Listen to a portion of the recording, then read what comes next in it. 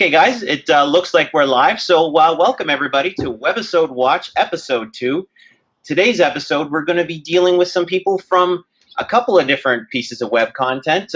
We have a web show called Versus Valerie, and we have a blog/vlog. I don't know how to best describe it, but it's from sexynerdgirl.com. So right now, I'm going to get my guests to introduce themselves. So ladies first, Stephanie, please introduce yourself and tell us a little bit about you. Okay, my name is Steph Calliner, and I'm one of the co-creators of Sexy Nerd Girl vs. Valerie, and I'm the head writer. And hi. Simon? I'm Simon, and I wish I was the center square, but they gave me this square instead, and that's really all that's on my mind. No, I'm one of the creators as well of Sexy Nerd Girl and Versus Valerie. All right, Mike. I am Mike. Hey, I put a super up on my thing because I'm super technically great. But is it forwards for you guys? Because it's backwards for me. Yeah, it's forwards. If you click mirror video, it'll look normal to you. Oh, okay, cool. I don't want it to look normal. I want it to look strange. So, hello. and Simon. Nope, Adam.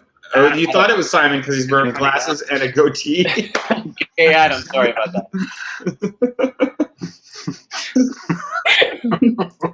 We all figured out how to do it, Mike. Okay. Oh, brother. Adam, if you will. Adam, Christie, can you even hear us? Hi! Oh, I'm not paying attention. Sorry. Adam Christie. Adam is a shit disturber. This is my house. I'm on the show. All right, guys. I guess we'll get right into it. First of all, I want to congratulate you guys on the Geekiest blog award that you won this year. Oh, yes. Thank you. And I guess I'll dive right into this. This obviously is a bit of a unique concept. You guys started with a blog, transitioned, you had blog entries, and you transitioned into a web show. So how did Sexy Nerd Girl / Versus Valerie really come to pass? Take it away, Steph. How did it come to pass? Well, I guess a few years ago in the fall of 2010, Simon, we met at an improv show, and he approached me with the idea to make a web series that focused on a strong female character, and he asked me if I wanted to write it with him. So we met a few times at Sneaky D's and hashed out all the characters and talked about our dreams and goals, and we brought Mike on board because he's a dynamite producer. And then we immediately, like pretty soon, brought Hannah on, and we did auditions for a bunch of guys, and loved Adam. So I don't know, it just all kind of came together that winter pretty fast, like within a month. And then we had our first videos up in December of that year, and then and then just kept going. Our goal was to get IPF, and then we didn't end up getting it the first year we applied, so we applied again the second year and kicked butt, and that's it. Good stuff. All right, there's one thing. I watched the web series before I actually saw, or I found the website sexynerdgirl.com. I did eventually go back and get all my background knowledge afterwards. But a prevailing theme I saw throughout the blog in particular was that there was no real obvious summation that Adam was playing Guy and Hannah was playing Val. So how did that kind of illusion deal? I guess, Adam, we can start with you. Were you often recognized and referred to as Guy throughout your day-to-day life? It doesn't happen a ton, but yeah, it has happened. I remember I was working Anime North a few months ago, and a guy was like, my waiter at Milestones was like, "Oh, Guy Sadecki," and I was like, "Oh, hey, man." And then I was like, no, I'm not that guy. And then later he was like, oh. And then I was like, oh no, it's okay, it's fine, whatever. And then later, as I was leaving, he was like, say hi to Val for me. And I was just like, okay. Because I didn't want to be like, she's not real either. Is this something that you guys, purposely tried to do, or is it just something that never came up throughout the whole planning process? Well, actually, oh, go ahead, Steph. Do it. No, you go. You go. Okay. Well, we actually we had conversations about it right away, and whether or not we got advice from some people to try and make this fictional character feel entirely real and dupe the audience, sort of like what Lonely Girl 15 did. But I think our team didn't want to do that. We made it very clear if you went to sexynerdgirl.com at the time, there were clear links as to like what the project was about, our focus on making a web series for the show, and the fact that Val was a fictional character. We used terms like first-person storytelling, and it was pretty obvious if you ever went to the sexynerdgirl.com website. Audience interaction was another thing that we harped on. Yeah. Actor bios. Yeah, I think you could actually find our bios as well on the site. But the trick was every Sexy Nerd Girl vlog ended with the website, but not many people went to the website. So that was ultimately it. If you dug at all, it was pretty easy to find out. But if you didn't dig, then it might have come to a surprise for you for sure. And Although over the years, we've adapted to as people have discovered it and then reacted negatively, and we've been like, well, that's not our intent. So tell us what would suffice. What would have sufficed for you that you would know this is a fictional show? And they gave us suggestions, and we implemented them. Like right now, our cast and crew are all listed in every video description. There's a link to Versus Valerie, which is a totally third-person perspective, in the first 20 seconds of every Sexy Nerd Girl video. So it's like we adapted to what the audience needed us to adapt to. And it very rarely happens. It's still going to happen, though. No matter what, it's going to happen. yeah, there are people out there who think the friends are actually real people. Right, or it's the internet too, so it's a very personal medium. So when you experience content on the internet, you experience it more personally, and you're going to put a little bit more not depth, but you're going to put a little bit more weight in your interactions online, I think, Mm-hmm. than with the TV or with cinema. And that really transitions me well into my next question. And is it just the format that started with sexynerdgirl.com that the web was the proper medium for this? Yeah, well, we wanted to do a lot of like Simon initially, when we first started talking about it, we talked a lot about wanting to really use the medium, like try to tell a story using the audience, like do interactive storytelling and try to tell it on lots of different platforms. So we had the Twitter going, we had the blog going, we had the Facebook going, and the videos, and we were trying to make it so that if anyone picked up from any of the platforms, they could follow the story. So we kind of don't do that as much anymore because it was pretty tough to do and hard to manage with a small staff.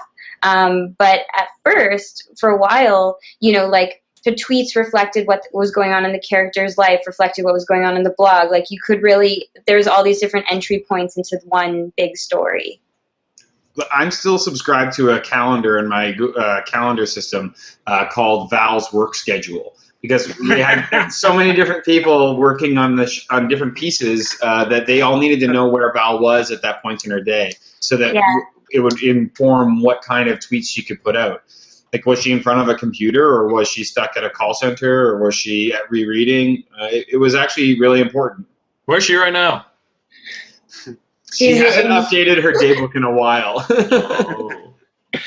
So, obviously, the show brings in a lot of geek references, and if there's one thing that is very common in the geek and nerd world, is you got to have your facts straight, or people will be all over you. How difficult is it to stay on top of those facts and really to I guess more directed towards Adam, make sure you say them right and do them right, or is this something that you actually have a lot of knowledge in yourself? I have. I don't really read comic books, but other than that, I'm pretty up to date on a lot of geek culture, I guess. I Grand Theft Auto 5 is paused right now, and this interview can't end quicker for me to go and play it more. I'm just kidding. This is fun. But yeah, I played a lot of video games as a kid, and I like geeky stuff. I like geeky TV shows. But I feel like the nerd culture is like one of the only things where there's a lot of pressure on everyone to know everything. And I think Val is a good representation on that because she does know everything. But I feel like we have so many writers that we kind of touch on, like I know Mike is a big comic book guy, and there's people who have cosplayed in our writer circle, and people who have we have everything pretty well covered. We have experts that we can call upon, and quite often we'll be shooting a vlog and we'll hit a word and we'll be like, no, we got to make sure that we get this right, and we'll stop and take the 5 to 10 minutes to figure out, okay, what's the right way to say this. Yeah. Klingon pronunciation guides. Yes. Yeah. Yes. You guys are brave doing that, man. Really brave. In terms of the evolution from the blog into the web series, I think last week when I was speaking with Tess, she was mentioning how her and Hannah were roommates. That the concept from the start was to go into a web series down the road. How did that actually transition for you guys in reality? Because it was about 2-3 years before that happened between start of blog and start of web series. Well, I think the idea was that we wanted to start doing first-person storytelling, so building the character with the audience. I always end up telling the same story, but in Canada, we have a government body, the CRTC, that pushes broadcasters to develop web components that accompany their TV shows, the convergent media, so to speak. And that's part of our government funding process, is that if you want government money to make your show, then you need to also make a web component for it. So often you get shows where they would create something like a blog or a vlog for their character, and that would fulfill that requirement. But in the vlog, the character would talk about something really personal, and they were in these 2 to 3 minute little vlogs. You'd actually have more character development from an audience perspective than you might get watching a whole hour-long episode of the show. So for me, it was a logical choice that if we're going to do this, let's have Val interact with the audience. Let's really figure out who she is, who Guy is, figure out their relationship, and then we can make a show about them. And it'll be a real joy for those people who have been along for the ride to see Val finally step out of her bedroom and outside of that vlogging camp. Oh, the outdoor vlogs I really enjoyed with the Hyde Park and the island or whatever. Those were always, kind of take them out of their, comfortable atmosphere and put them out there. I always enjoyed those vlogs particularly. One thing I wanted to get into that I actually have to give a lot of kudos on this one too is you guys were never afraid to play with Val's bisexuality. Not something you see a lot. Was that just something you guys planned on, or is this just something that came as part of the whole deal? Go ahead, Steph. We talked about it from the beginning. We wanted Val to be really open sexually, and not afraid to talk about it. People are. I think a lot of people are shy to talk about it. And that's what makes it such a big deal, and that's what makes it so taboo. But if people were just open about it and just kind of just like, yeah, I do that, I'm proud of it, and there's nothing wrong with that. That's what we wanted Val to be an open, confident woman. So yeah, that was, we definitely set out to make her. Also, we didn't want her to have labels. We call it the show Sexy Nerd Girl. But we really wanted to show that in this case, sexy just means confident. That's what, sexy means to us anyways. And so, yeah, I think that girls, especially online, tend to get labels bad words like slut or skank or things like that. And we just wanted to make sure that Val, she does go on dates. She does, have casual encounters with people, that's not a bad thing. That doesn't deserve, a shitty label. So there's your long rambling answer. But yes, we thought about it from the beginning. No, it's something I'm very proud that the show does, and it's not something that's done enough, I think. There's also a narrative purpose to it. When we started this show, we didn't really have we had a broad sense of where we could take this character. So to plant seeds like that, and a lot of seeds like that in the first year of a show's development is kind of an important thing. And then you get to decide which ones you're going to use and which ones you're not going to use later on. Very cool. Something you guys have also done a very good job with is involving more famous YouTubers in the show. DJ Soundbites, Peter Chow, Wheezy Waiter, more so in the versus Valerie's portion of the web series. Was that something that you were doing to just bring more people from the YouTube community in, or was this there was another means for this? Oh, I think it was pretty much, from our perspective, if we're going to play in the YouTube world, we wanted to play in the YouTube world the way YouTubers play. So one of the first collaborations we ever did was actually with 3 Kilobytes, which we found out was a group of people who do a video game review show.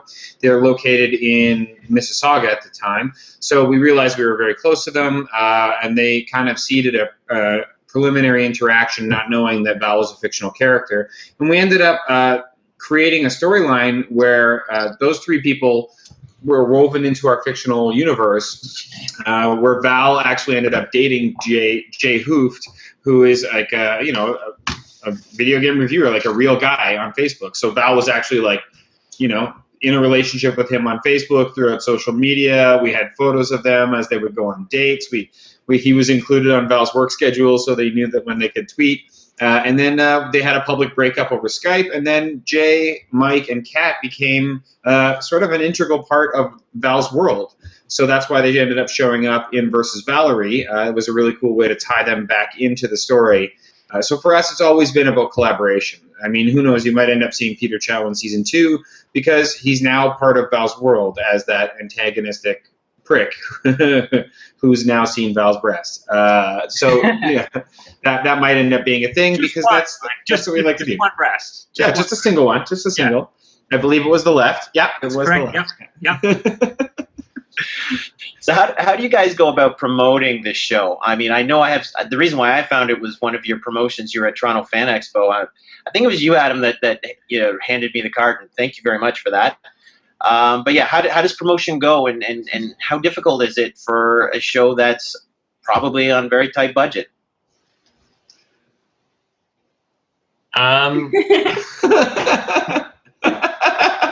I think I'm in control of the camera. I'm able to switch it from everybody to everybody. Look at this. Look at that. So go ahead, Adam. Yeah, should we mention right now that Simon is live from Baghdad right now? Yeah, he is. I'm literally in a basement here in Baghdad. I'm trying to avoid the locals. No, how do we advertise? Yeah, we're at Comic-Cons, you know what I mean? We're handing out flyers, shilling our wares, talking to people about it. And most people are nice. Everyone is nice at Comic-Con, and they want to talk to people, and especially if they have all weekend passes, there's only so much you can do at Comic-Con, so you like talking to people and meeting nice people, and it's fun because you get to sit there and you get to, we're not by any means celebrities, but there are people at Comic-Con who like the show and treated us like we're a thing. So that was nice to meet people who were fans of the show and would come up and talk to us, and it was really nice and exciting. So yeah, we do that, and I guess Mike or Simon or Seth can probably better answer the other advertising that I'm not involved in. And social media, of course, Val's on Facebook and Twitter, and we treat her like a real person on the internet. So on the internet, she's a real person, and you can follow her tweets and her Tumblrs. Guy is also on Twitter and Facebook, but Guy is also on Twitter. He does less things. Yeah. For us, the Fan Expo experience that you met us at, that was a real great opportunity for us to meet people face to face. For so long, we were stuck behind the curtain with Val and Guy.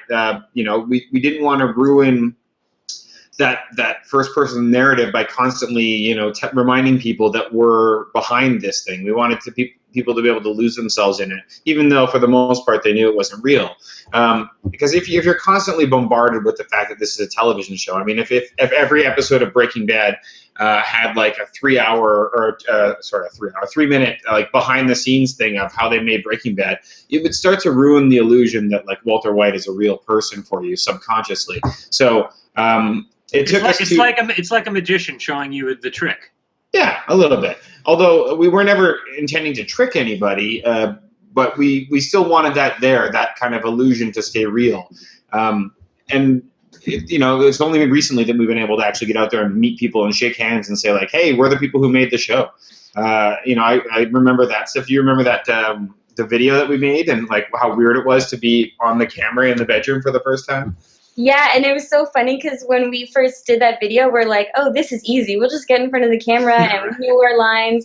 And then we kept messing up, and Hannah was getting so frustrated because she does this all the time, and she's so good at it. And she gets, Adam too, they get their lines like that, and they're good to go. And anytime they don't get their line, we're like, you guys, so, but then like we try it once and we're fumbling every line. Yeah. But yeah, it was a crazy reaction from the fans. I mean, I shouldn't say crazy. I get it, but also when we first showed our faces, there was a bit of a backlash. Some of them were not pleased. Those are the vocal few too, I would say. For the most part, our fans were pretty much in tune with the idea that this was a fictional show. In the comments, you would regularly see people be like, oh my God, she's not real, you guys. And then everybody would be like, yeah, it's cool, man. Don't worry about it. Do you think it's funny? Because if you do, just enjoy it. And for the most part, the community we thought was taking care of itself when it came to that kind of stuff. But there was a backlash from, several vocal people. But what do you do? I mean, we were telling a story that was so good that they didn't know it was fictional. I guess that's a compliment in a way. I feel bad that they ended up being deceived, but was never really our intention. No, and I think it comes down to the fact that these people probably want Valerie to be real or Guy to be real, and that comes back to you guys just creating characters that people actually love. So I wouldn't take any offense to that at all. One thing for sure that has been controversial is the initial name of the blog, and that was something that it seems like you guys addressed a few times in the show. And Guy always took shots at Valerie with the attention whore stuff. And how deep was that backlash, and was it expected when you first decided to launch SexyNerdGirl.com? Well, that really came to a head because we made a video called Gamer Girl Manifesto, and I think to this date that it's the most watched thing that we've made. Mm-hmm. Yeah. Or I didn't have any part of it, but I think did we hit like 500,000 on that? What is that? I'll tell you in a second. Hold on one second. Yeah, it's pretty close. And it was basically just a bunch of girls. Who is that? It's Jessie. Jesse, get out of here! And it was basically just a manifesto put on YouTube of a bunch of girl gamers saying how they feel about how they're treated online. And for whatever reason, that blew up. And a lot of people were taking shots at the fact that, Val was hypocritical because she's talking about being treated equally, yet she's using her sexuality to gain notoriety on the internet. And then a bunch of people, for whatever reason, it went viral in Portugal or somewhere? No, Brazil. Brazil.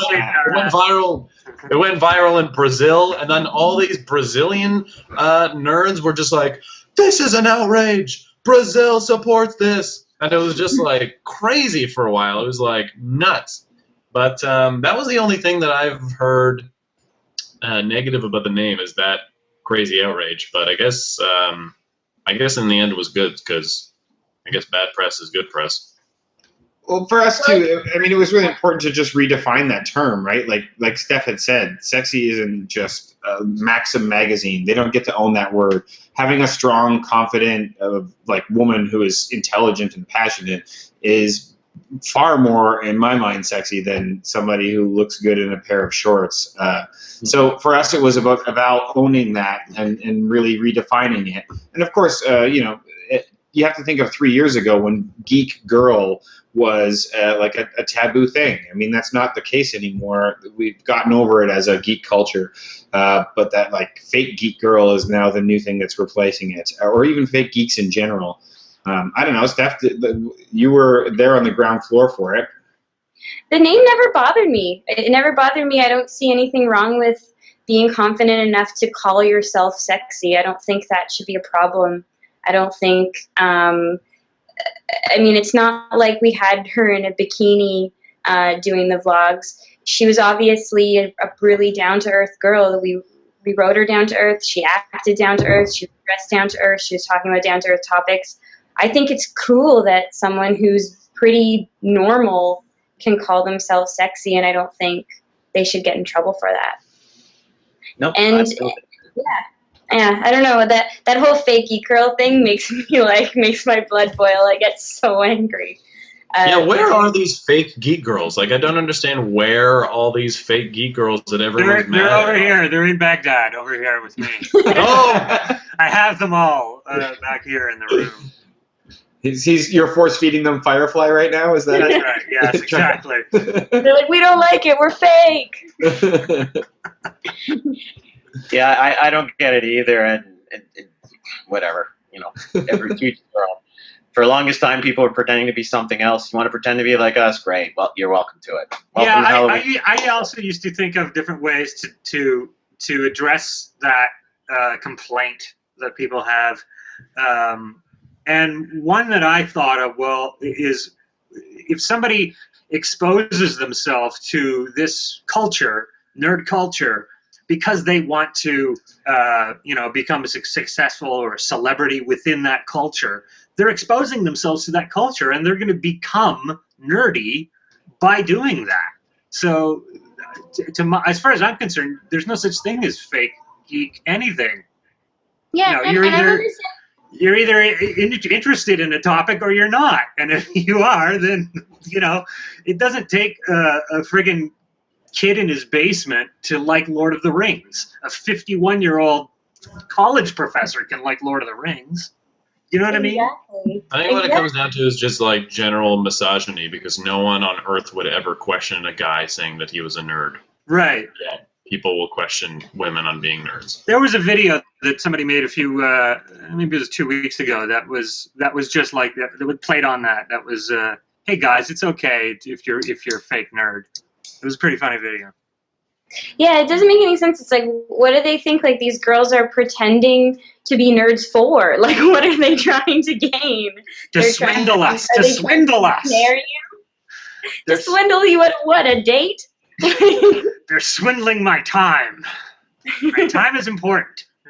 I've had a few conversations with people about it. I think being a nerd, and maybe a geek is, if you're going to use the label, more appropriate. It's just being in love with something a lot. Right. There's some guys that love sports that fall under that same definition. They love their team so much that, in my opinion, they're a geek for that specific team or that specific sport. So, right, I mean, and whether they have anger issues or not is a completely separate factor. There's no such thing as nerd rage at all. That doesn't happen. I definitely went to the comedy bar here in Toronto a little while ago, and there were tables and tables of guys on their laptops. Adam, were you not there? Shut up, Mike. Yeah. And they were doing a fantasy football draft, and I was like, this is D&D. They're just playing D&D, but it's football themed. It's ridiculous. Anybody who is in that camp playing D&D football is essentially a nerd. Also, an update for that fantasy football league is that someone just picked up a bad running back and traded him for a great quarterback, and you have never seen nerd rage higher. Everyone is pissed. It's crazy. Yeah, fantasy sports is like the geekiest thing in the world. So yeah, I think you're right. Like, I think there's people out there who know every model of like workout bench, and like will criticize you if you use these type of like workout gloves and not the right type of workout gloves. Oh, You're a geek, man. Or cars, like cars for sure, or even gardeners. Anybody who's really passionate about something is definitely a geek. Definitely. I agree 100%. And I started Eli Manning this weekend, so I don't know shit about fantasy football. Yeah, man. You're a pretend geek. You're a fake sports geek. Stupid idiot. Adam, sit back. We can't see your eyes. It's very creepy. Now, You're with the just sex... Nothing but neck, baby. So the sexynerdgirl.com blog some time ago cut back on the amount of vlogs being released. Was this just for everybody's scheduling, or maybe you're trying to push people more towards the web series? What was the idea behind that? Do you mean the sexynerdgirl.com or what do you mean? Yes, the web. So Val stopped blogging with the same intensity when we switched over to to launch season 1 of Versus Valerie. The intention was that we wanted to give all of the writers, the people who are contributing to the show, an opportunity to be recognized formally for their contributions to the show, and open it up so that Val was still editing her blog and still using that as a place for her to put her blogs. But that all the people who were contributing were people that were working on the show for the most part and who wanted to have their own voice in that nerd world and nerd culture. So it was a great way for us to do that. And that sort of contributed to why Val stopped blogging as much, because obviously the workload just kind of shifted into that editorial capacity for Galen Drinnen, who was running our blog at the time. So, and who is still right now, presently, I hope. Something I noticed when I was doing my research that most people in most of the web series that I'm actually highlighting have a strong improv background. Is that something you deem as a necessary skill set, or just as this is just where the community is, at least in Toronto? I think you need to be able to learn to adjust pretty quickly. I mean, but that goes hand in hand with the scope of the productions. Like if you've only got a limited amount of money to get something that you want to get, then there has to be some improvisation in there somewhere at some point. You're just going to run into a problem and you're going to have to deal with it. Yeah, that's sort of how we all met. Is nice monocle, by the way. I wanted to look smarter when I talk. Yeah, I think that improv was really good for us when we were writing, because we all got on the same page pretty fast. We were really good at collaborating and like yes-anding each other's ideas, and that's all how we met. Like that's all how we got all these great people on board at a very good price of free. Is because we just know so many talented people in the community who aren't working enough as much as they should be. Now, in terms of writing, Stephanie being the head writer, I actually saw that Adam has also got some writing chops in there as well. How does the whole process of writing up where the character goes? We'll start with the vlog. Obviously, there's some large arcs that you used on that vlog. Some of them were more short. How did you guys sit down and come up with these things? Well, I guess we talked about where we wanted it to go, and we talk a lot about Val's sort of like what her flaw, her like fatal flaw is as a character, and that's that she doesn't really know what she wants out of life. She just says yes to everything, but hasn't really picked a path or anything yet. As a lot of people in their 20s do, and so, that informs a lot of our stories, especially for Versus Valerie season 1.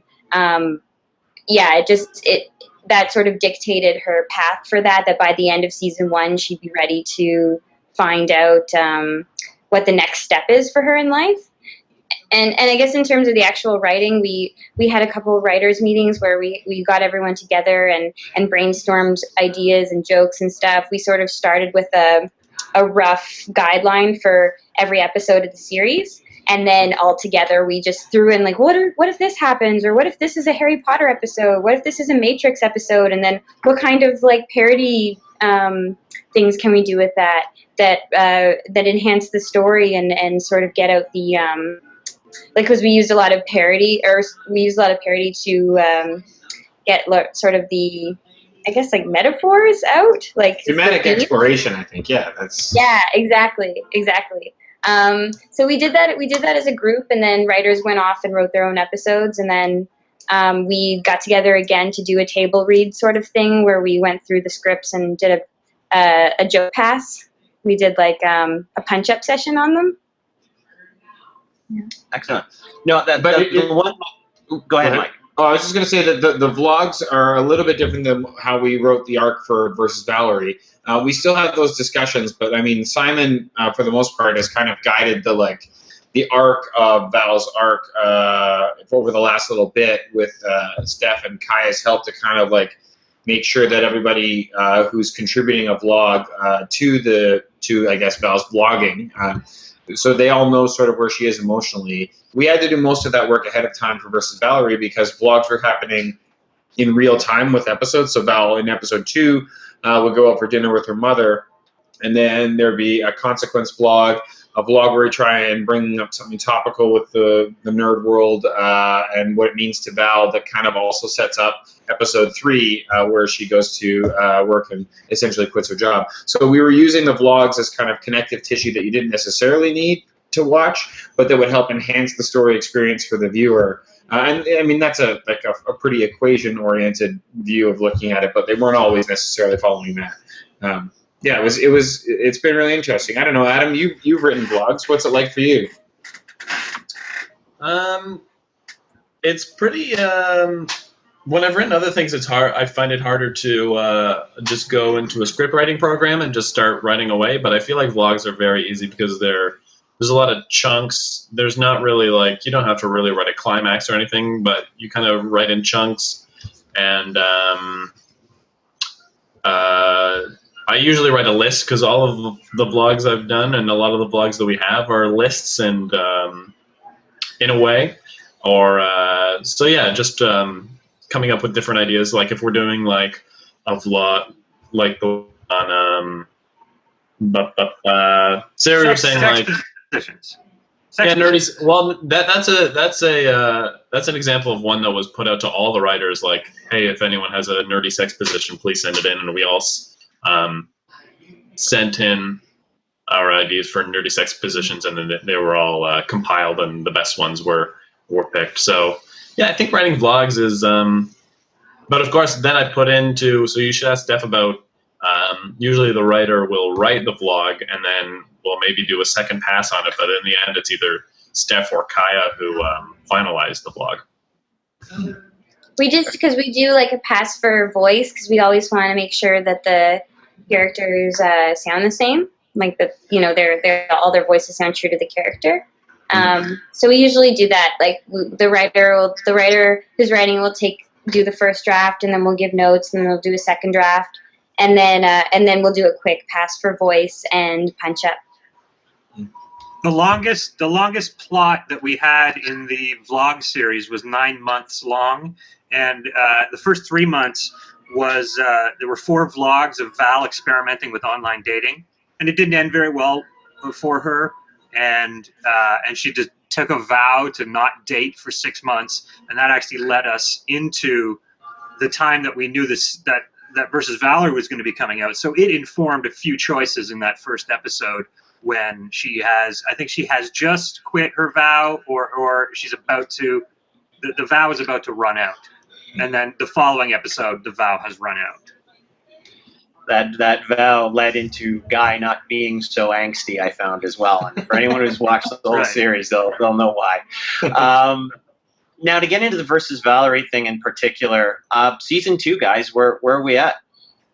We're working on it right now. We're in the middle of solidifying some partnerships that we want to solidify before we actually get down to the brass tacks of writing.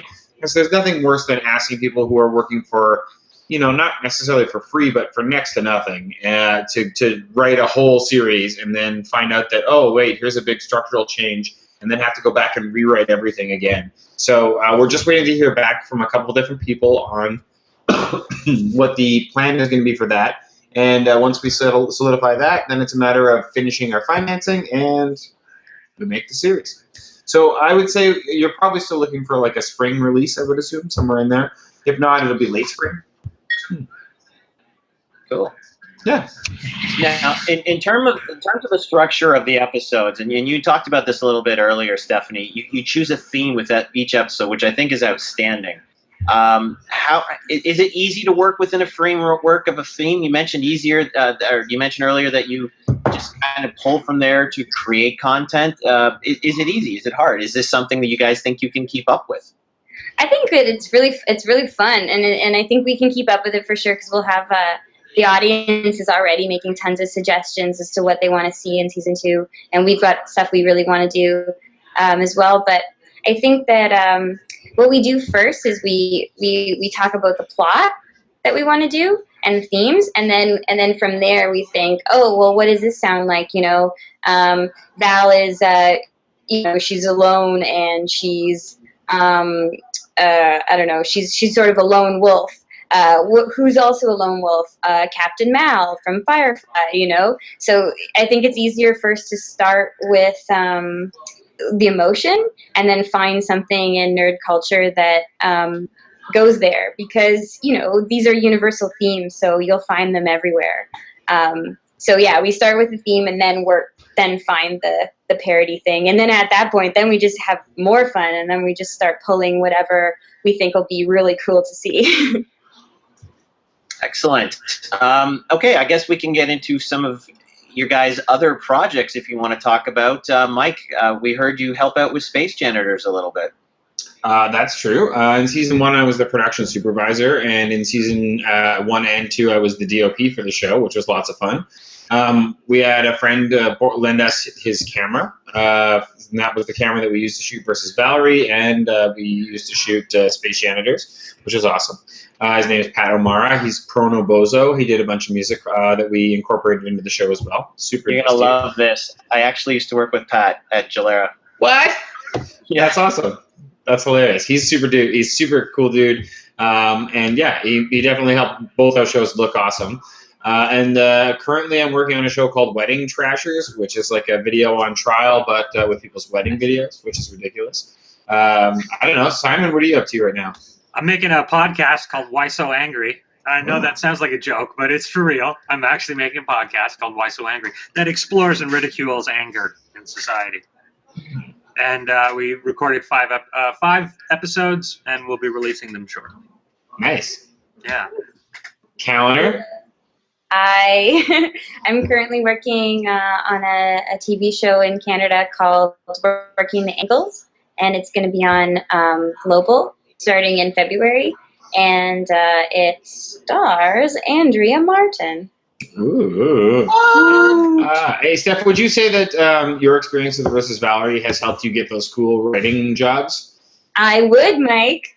I only press that point because I just want people to realize that like web series aren't always just a passion project. They're also a clear way to demonstrate your skill set. And if you really put your heart and soul into them, you can actually use those as calling card pieces that can help you down the road as well. So Steph's a great example of like how she's now in like full regular TV writing rooms contributing there. So Poster girl. I actually got my first job for sure from doing Sexy Nerd Girl, even before versus Valerie. The first writing room I was ever in was on, as story coordinator, was on a show called Almost Heroes that was on Showcase in Canada. And I was hired on that because, like Mike said, the CRTC mandates that you have to do web content for your show. So they knew that I worked in web content as a writer on a nerdy show. So that was what got me in the door because they wanted me to do their web content as well as be in the room. So definitely, exactly what Mike said, like making your own projects is the easiest way to get work in the industry because, you know, instead of reading a 30-page script, you can be like, watch this 2-minute video. Adam, what are you doing now? I'm a stand-up comedian who tours around Canada. I have a fan page, Adam Christie Comedian, on Facebook.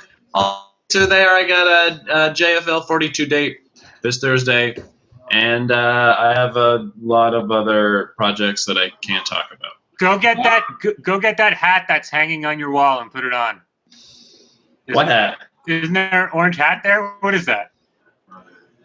No, that's it. Oh no, that is a hat, but no, I'm not gonna do that. All right, guys. Thank you very much for joining me for this hangout. SexyNerdGirl.com versus Valerie.com. Two great pieces of web content.